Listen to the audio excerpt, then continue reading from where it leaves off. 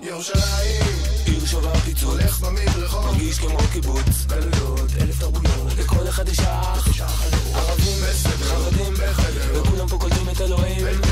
אחרי תל ירושלים נחם מהר, מיום ליום תל אביב נצצה יותר, חברים עזבו, התקרבו לבוא לשמיים. משעמם, אין ים, מה עכשיו אותה לעזיבה?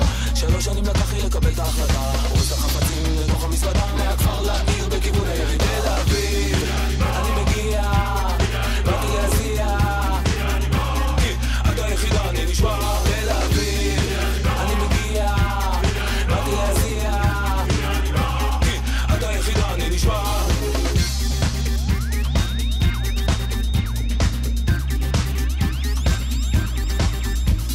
יצאתי לכיוון מישור החוף, איזה שוק, אני עומד לחטוף, ועכשיו שאני בתל אביב סוף סוף תשתלב עם הענוף, הכל טרי וזה טוב. אוי, כמה יש עדיין, נשרפו לי העיניים, אחרי שנתיים שסדום והמורה, לא מזהה את עצמי במראה. מתערב, מתמזג, משחק עם כל הבעלים של הדיסקוטקים. עכשיו שאני מבין זה לא נותן